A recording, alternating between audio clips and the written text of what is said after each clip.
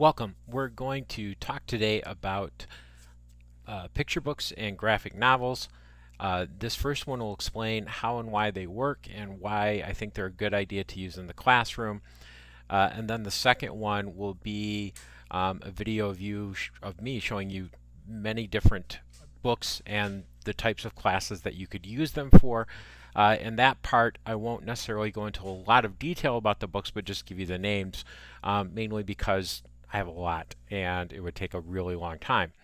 So, if we go ahead and start, this is going to be talking about picture books and graphic novels together.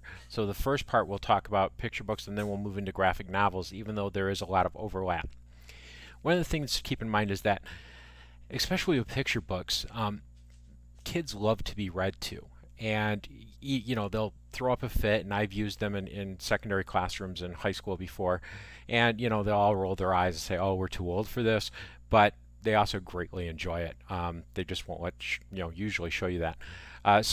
And this is a quote from Barbara Kingsolver: "Art has the power not only to soothe a savage beast, but to change a savage mind." And really, these are great ways to kind of connect with your students, but also get them to drop their guard a little bit and buy into it. So let's think about what picture books mean. Picture books are unity of words, if there are words, and there are lots of picture books that are wordless picture books that are just a series of pictures that tell a story. And the pictures and the words together are designed to convey a meaning. And they cover all the genres of fiction and nonfiction, really. They cover folklore, fantasy, and science fiction, realistic fiction, historical fiction, nonfiction, biography, poetry, song. All of them are there. And really, there are picture books that cover a huge range of audiences. So there are some picture books, like, for instance, The Wall, which is by a gentleman by the name of Peter Siss, if I remember right, and it's the story of his life growing up in East Germany before the fall of the Soviet Union, before the fall of the wall between East and West Germany. And it's clearly, even though it is a picture book, it's clearly aimed at older audiences. So really, there are a wide range of everything from, what you would imagine reading to a baby or to a 1-year-old, all the way up into adult. One thing that separates picture books from graphic novels is the idea of brevity. Picture books usually are about 32 pages. A signature is how the pages are folded. So if you think about it, it's usually 8 pages of 11 by 17 roughly, folded in half, and you end up with 32 pages between the two of them. I think that's right. You can think about openings. Openings are how the picture book begins. So sometimes picture books will start the story even on the inside cover, on the front pages. So as you see it, there'll be something that begins the story, even though it's the title and the author, etc. You can also think about double page spreads. Double page spreads are when the picture runs over both pages and is not combined to a single page, so you get a much larger view. You also have things like full view or full bleeds, etc. We're not going to worry about versio and rectio. Some things to think about, and again, these are the ways that the story can be introduced. There are also the ways the stories can open, but they also give you lots of different ideas and connections to the story. So one is the dust jacket. I tend to remove the dust jackets, but a lot of dust jackets are really mirror anymore the cover of the book as well. So the dust jacket is the paper part of it.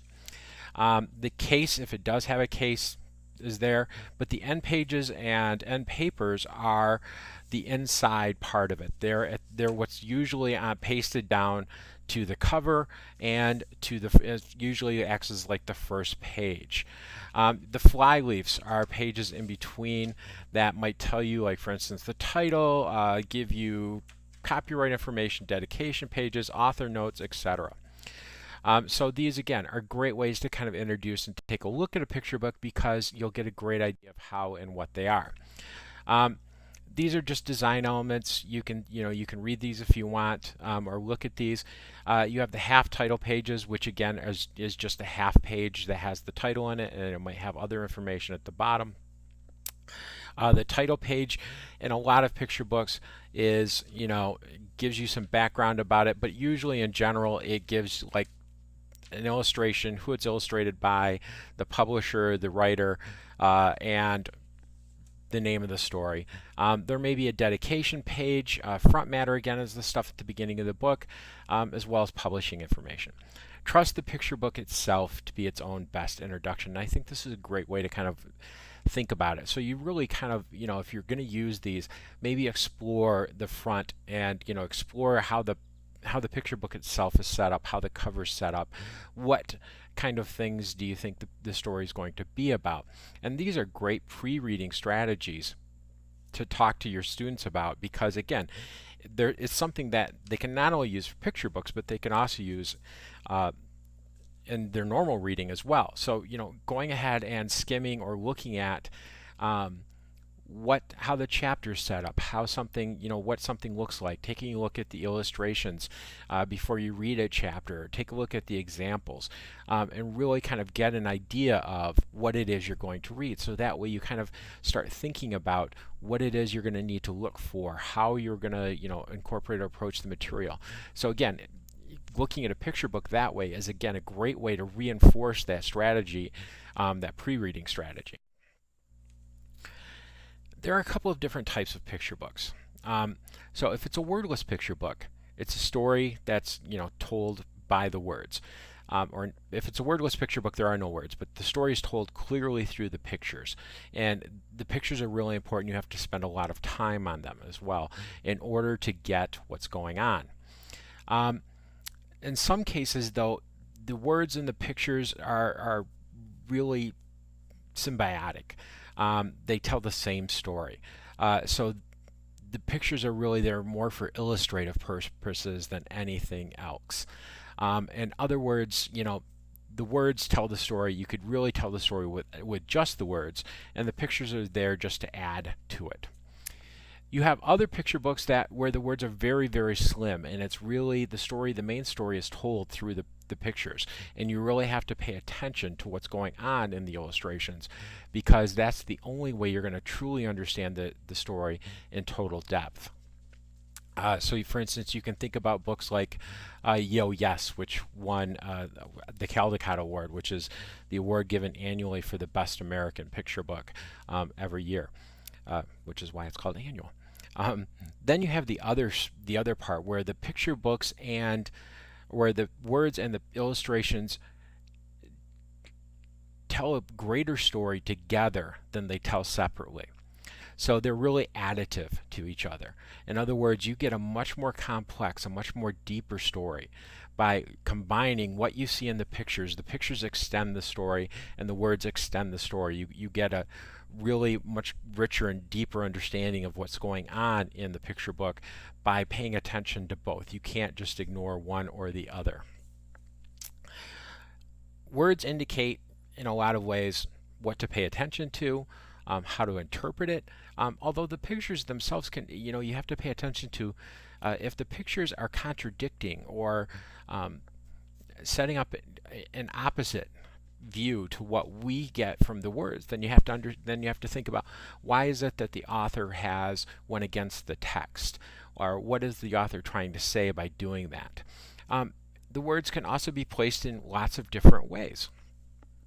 I think I have it, but one way to do it, and hopefully I'll remember to show you this when we go through this.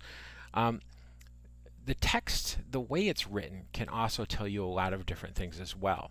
One book that really does this well is called Voices in the Park. And it's a story about a young man and his mother who go to the park, and a young girl and her father who go to the park. The girl and the boy play with each other. They do the slides, monkey bars, etc. But the story is told through the mother's point of view, through the father's point of view, through the boy's point of view, and through the girl's point of view. It's the same story in each one, but it's really important to pay attention to the text that's used, the font, the way it's presented in terms of the story itself, because that text says a lot about the characters. The mother's text is very, very formal. And so you get that, you get a much greater sense of who she is as a person, plus what she says. But the father's is very, very rough, and you get a much, you get a sense that he's a working class, perhaps not well educated person who's out of, he's out of work from the story itself. But you kind of get a greater understanding of perhaps, the struggles he's facing. And with the girls, you get a huge playful text because it's the way it's written. Again, it's like crayon writing, and it's just really says a lot about the young lady. And with the boys' text, the font that's used, it's almost not there, and it's really thin, really slight. Very much kind of fades into the background almost, and that says a lot about characterization. It says a lot about the boy and how he feels his place in the world, and in his relationship to his mother as well. So these things are really important to keep in mind. Again, pictures can reflect and extend the story. They can represent a story within a story, so perhaps something that's going on that you're not aware of or is not explicitly mentioned in the text. They can provide a much richer, broader context than the words can convey. Words, depending on what words choices they are as well, they can also have a very visual quality. So you get a greater sense of how the words work. And again, the relationship between the words and pictures can have ironic, subversive, contradictory meanings. For instance, in Voices in the Park, there's a lot of surreal elements, and a lot of elements that you can read to say a lot about different characters, because a lot of the illustrations seem to really represent different parts of the characters as they go through their story. So it's really important, again, to pay attention to both. I think that's a key idea. A lot of times teachers think of picture books and graphic novels as simplistic, and they're really not. They require an intense amount of active reading. You have to pay attention to the illustrations. You have to pay attention to the words. You have to do the mental work that's necessary to merge those two understandings together. The understanding or the ideas you're getting from the illustrations and the understanding of the words that are being used. And you have to merge both of those together to create a comprehensive picture. So really the type of reading that you are doing in a picture book or a graphic novel is very active, very intense, and it really does require you to think rather heavily. I think it's probably more involved and more intense than just simply textbook reading. You can think about the size and the shape. The trim size is just simply the way the pages are cut on the inside. Portrait size is, as you would think, portrait picture. Landscape is the long ways. You can think about full bleeds. Full bleeds are illustrations that basically cover the entire page or pages. It goes from one edge to the next edge. You can imagine it still continuing off the page even though it's been trimmed. There's also boxes. So if the picture is boxed in, again, those boxes can help tell part of the story, as we'll see later when we talk about graphic novels. You can also see text panels. Is the text part of the story, or is it separated in some way? And again, those kind of things are very conscious elements, and they can be they can help you understand what's going on, but again, you have to pay attention to it. You also have the idea of borders, framing, which is very similar to text boxes or boxes as well. Is it a light box or a light, light border? Is it a very heavy border? What do you think that's trying to say in terms of framing? If there isn't any text border, is it a floating illustration? In other words, like for instance, again in one book that we have, which is the author's name is Weisner, and it's The Three Pigs. There's a lot of illustrations there that just float. In other words, the page is very white, but you have perhaps an illustration of the pig, and a pig in a paper airplane actually, floating through this white space. And sometimes they use text bubbles, sometimes they use words that are at the bottom of the page, and you have to think about why. What is that trying? What do you think the author or the illustrator is trying to say with those decisions? You have to think about the illustration sequence. One thing, and this is especially important in graphic novels, is that these tend to be very sequential images. One of the definitions of graphic novels is images in a row that attempt to tell a story. So it's the same thing as this continued narration.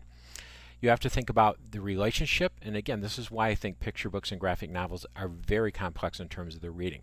You have to think, how does the following illustration or the following page connect to what has come before? How does it extend the story? Does it make sense that the story is following that narrative path? So you really have to think about what comes before, what comes after, and really work to put all that together. One thing that's really unique about picture books and graphic novels is that, in general, these are not individual illustrations. They are, but they're not designed to stand alone. They're not designed to communicate an entire story just in that one image. They're designed to work together. They're designed to help move you through a narrative arc, to tell a story, to help you understand something. So really, and again, this is what makes it complex reading. You have to be able to put all of those images together to follow the narrative as it unfolds in both text and in illustrations. You also have the idea of page turns. Page turns as drama. It's really no different than if you read a novel and the novel ends, the last line or two of the chapter is some type of cliffhanger that forces you or makes you want to move into the next chapter.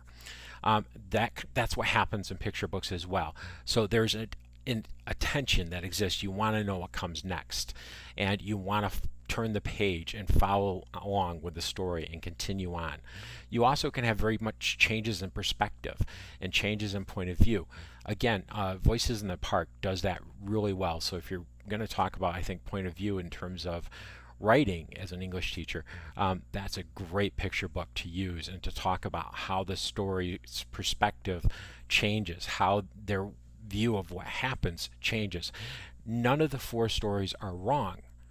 They're just different parts or different views of the same story. You also have the gutter. The gutter is if they're using text frames, if they're using frames around the illustrations, a border or whatever, that white space that exists outside of that frame, that's the gutter. And gutters are important, especially in graphic novels, because they can help you tell the pacing of the story, as we'll see later. You also really want to make sure that the words are not obscured by the gutter. The gutter really does help you help break up time for you. So when we think about picture books or graphic novels, each text frame, each frame of illustrations, if they are using illustrative frames or boxes, each one of those is a single moment in time. It's frozen. And the next illustration or the next box, illustrative box with the pictures and everything in it, is another moment of time. It's a moment that's either in the past or in the future, depending on how the story's going. It can either be way back in time, or it can be the very next 3 seconds of the story. Things to think about, and again, all of these are very similar. If you were thinking about these in terms of English, you have a lot of the same narrative elements that you have in any type of other story. You have setting, characterization, plot, theme, style. If you're looking to evaluate picture books in terms of quality, these are the things you want to kind of consider. If you're looking to use them in classrooms to help you set up and tell a story, you don't necessarily have to do that because you're using them for a different purpose, although you should try to get good picture books. But again, your reason for using them is different. There are lots of different types of picture books: nonfiction picture books, postmodern picture books.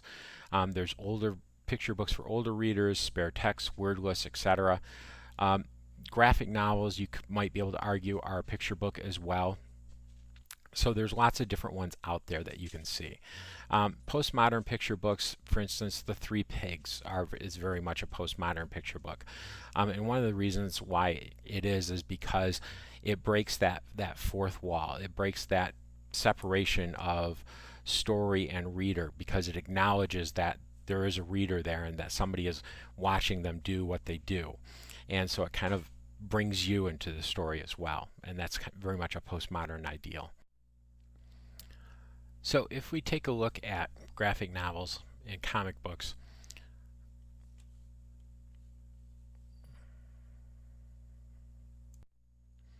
so when we start talking about graphic novels, there's a real debate among some whether they should be called graphic novels or whether they're comics. But you have to also, again, get back past this idea that comics are simple. Comics, we're going to just do a couple different working definitions here, are an artistic and literary form that deals with the arrangement of pictures or images and words to narrate a story or dramatize an idea. So for instance, we see an editorial comic off to the side that again is attempting to narrate or dramatize an idea. We see the Palestinians painting a peace sign on one side and the Israelis painting a peace sign on the other side, and they can't seem to complete it.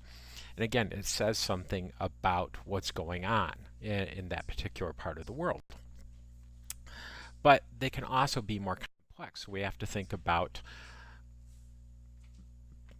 books or novels that use multiple images. So another definition is that comics are juxtaposed pictorial and other images in a deliberate sequence intended to convey information and or to produce some type of aesthetic response in the viewer.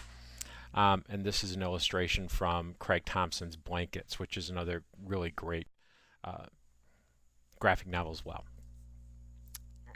Some say that the difference between comic books and graphic novels is simply length. They would argue that graphic novels are book-length stories that are printed in a comic book style. But again, or they would argue that it's any book that's written in a picture panel type format like you see off to the side here. But what do you do then with the comic books that are anthologized, whether it's like Batman or Superman or some of the superhero comics that we think of, that do tell, that don't necessarily form a continuous story but tell parts of the story. One of the original comic books, or what's thought of as the original graphic novel, is Will Eisner's Tenement Stories, and it's a set of, I think it's 3 or 4 or 5 different little stories within it. They sort of all fit together, but not really. So what do you do with something like that? It can also mean that it's a graphic novella. That works in the kind of the general sense. It's a single developed story. It's less than 100 pages, etc. In the book trade, the term is sometimes included to include any material that would be considered a novel if it was produced in another medium like a text, etc. There are some, like for instance, Scott McCloud, who wrote a book called Understanding Graphic Novels, which I think I have to show you, that argues that they're all comic books. Or Art Spiegelman, who wrote Mouse. He thinks the term graphic novel is idiotic. He says it's just a way to make comic books seem more literary and acceptable to the Academy. But he would say that they're all comic books. The biggest thing to kind of think about is that comic books, graphic novels cover all of the different genres. They can be fiction and nonfiction. The key really is that comic books and graphic novels it's a medium. It's not a genre itself. It's a medium. It's the way the story is told. And another key idea to think about is that all graphic novels are comic books, but not necessarily all comic books are graphic novels. That's my wife's phone going off, which is totally fine. So, as you can hear, so here we go with Scott McCloud. This is Understanding Comic Books, and this is a great book if you're interested in how graphic novels work or how comics work. He calls comic books sequential art, and it refers to this definition that, again, you have juxtaposed pictorial or other images that are in a very deliberate sequence, and they're intended to convey information, to convey a story. and produce some type of response. Things we want to think about is comic books tend to be lengthy and complex storylines. They tend to be for, the ones we're going to want to look at are for more mature audiences. So think, again, because this class is secondary, although there are graphic novels for, elementary school, there are graphic novels for middle school that are very good, and graphic novels for high school and adults, which are also, again, very good. You have anthologies, they tend to be very durable. So they're bound much more like a novel than they are like a comic book. They don't have the paper type cover. They have, the more book type binding and the more book type durable covers, even if it's a trade type book. They're sold in bookstores. A lot of times they have their own section. They tend to be more artistically, although I think a lot of comic books nowadays are very artistic, they tend to be better in artistic quality. Again, comics and graphic novels, it's a format, not a genre. So, don't think of a graphic novel as being just like fiction or just like nonfiction, because they cover all the genres. And this is a format, just like a novel or a novella or a short story are all formats for storytelling. One of the first books that really broke into public consciousness and really became a real driving force behind the expansion of the graphic novel is Maus. It was a two-part series by Art Spiegelman. And Maus tells the story of Art Spiegelman's father, who was a Holocaust survivor. And it talks about how Vladek Spiegelman, Art's father, how he ended up in the concentration camps, how he survived the concentration camps, and it also talks about his relationship and how that impacted his relationship with Art's mother, and really kind of colors his entire life, and also influences the way Vladek and Art get along as father and son. These were hugely successful and really one of the first to become so. So much so that Maus won a Pulitzer Prize in 1992 and really paved the way for other graphic novels and artists to be taken as serious works of literature, which again I think they are. Other notable accomplishments. To date, Watchmen, which was a graphic novel, is the only one to win the Hugo Award, which is an award for science fiction. It's also the only graphic novel to appear on Time's 2005 list of 100 best English language novels. And if you think about like a lot of different popular movies that have come out, where you're talking Watchmen, Sin City, 300, things like that, these are or started out as graphic novels, and they've been converted over into popular film formats. We're not going to watch this YouTube video, but I would encourage you to kind of think of, or take a look at it if you can. He really talks about, it's from a British TV show, but they really talk about why graphic novels are really great pieces of literature. And they talk about the kind of character development, the subtle shading of story, how the story is developed, the narrative, etc. And it's really a great clip. It's about 5 or 8 minutes long. So if you get a chance, please watch it, because I think you'll get a much deeper sense of how graphic novels work, but also why they're great literature as well. So again, this is help you perhaps understand the same kind of ideas that we talked about with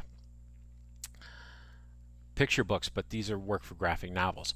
Comics fracture time and space really by using these text boxes, or by using these boxes to tell the story. So each one of these has a frame around it. So we know each one of these is a separate moment of time. We have the person walking, stopping, throwing up his hands, tying his shoes, standing. And that kind of moment in time is very staccato. It's a staccato rhythm. It's kind of jagged. It can be a little bit rough at times, but it allows us as readers to construct a narrative. We know that how the story goes. So for us mentally, we understand what's happening in the space between each of the pictures. That white space between each of the text boxes is the gutter. We fill in mentally for ourselves as readers the events that take place between each frame. So for instance, between the walking frame and the stopping and looking down frame, We can create the narrative that he notices, oh, his shoelace is untied, or perhaps he stumbles a little bit and looks down, sure enough, there it is. So that's again why it's very complex thinking, it's very complex reading, because it requires the reader to actively engage in what's going on and to fill in and create the story that takes place in the spaces that we don't know, the spaces that are not illustrated in that gutter. Because again, that signals the passage of time. So again, this talks about how graphic novels helps us represent that. Having them close together indicates very fast passage of time. So if we read this one, guy with an axe running after somebody saying, now you die, and the guy's screaming, no, no, no, no. And then we get a scream. We understand, because of the closeness and proximity to each other, we understand what happens, and we have a much greater understanding of the story than the next one. Having this tremendous expanse between the gutter here, the tremendous expanse between the two images, doesn't give us the same type of narrative flow that the other one implies. So the same thing kind of goes with how they're placed on the page as well. How these individual illustrations are placed on the page can affect and impact how we understand what's going on in the story, the flow of the narrative. Frames can also help bring about closure.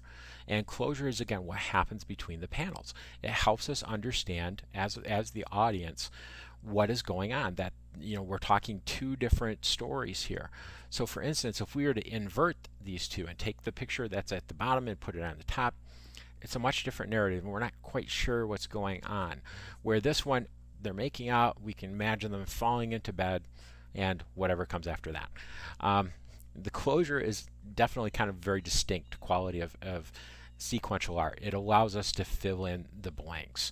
It allows us to imagine what comes next. Not all closure is equal. Some comics use it to evoke other emotions and to tell other stories and to help us understand what's going on in terms of the character, in terms of the narrative, in a much more deep way than words could ever do alone. So here we have an image from Maus. Here's Art Spiegelman, who is wearing the Maus mask.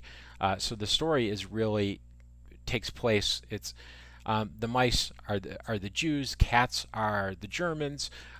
Each nationality has its own type of animal representation.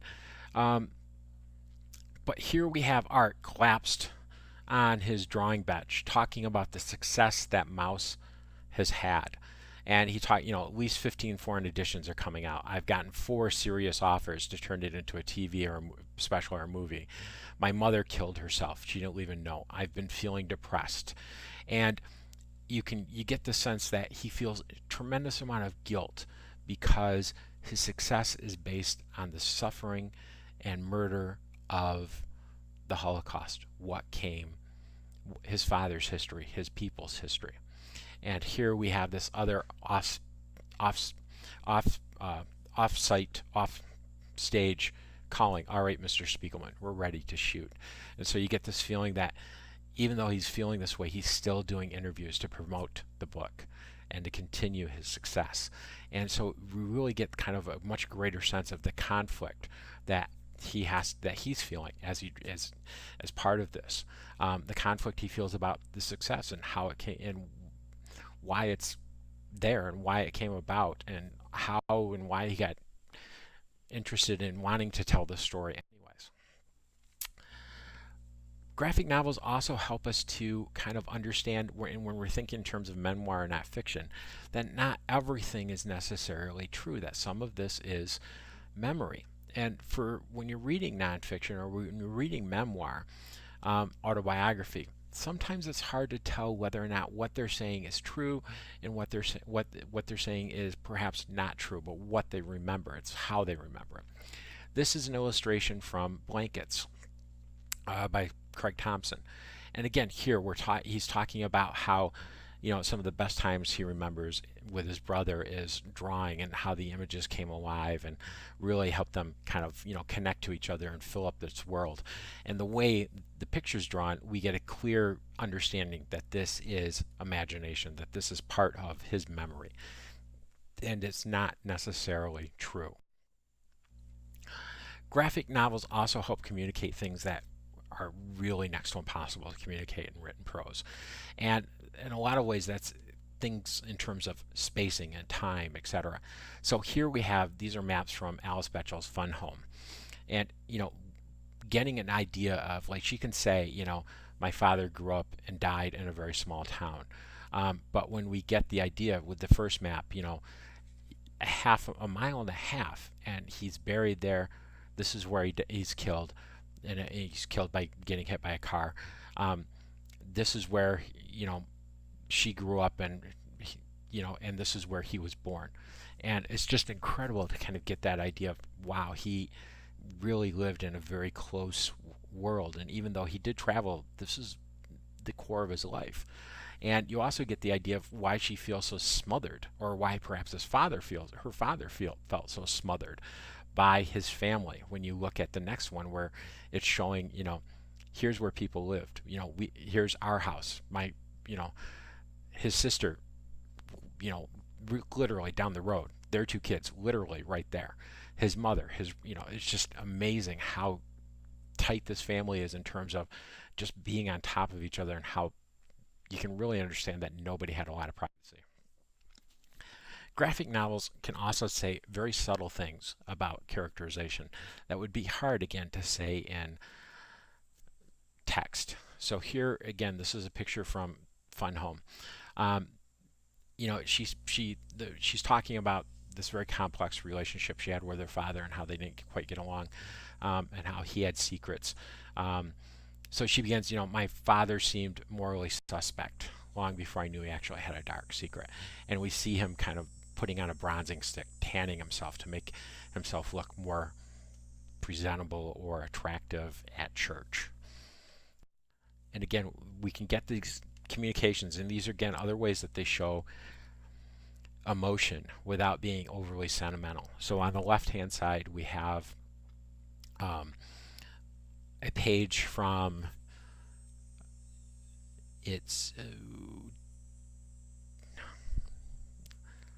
David Small's work. I believe it's called Scream. He's an illustrator. It just came out. It was about 2 years ago. It was up for the prize for Best American Novel at the time. I can't remember the title of it though, but again, he's visiting his mother, who he has a very strained relationship with. It's autobiographical. It's memoir. She's dying. He touches her. We see the tears in her eyes, and she dies, and he leaves. Mother died that night. That's all it says, and it shows him walking down this hall.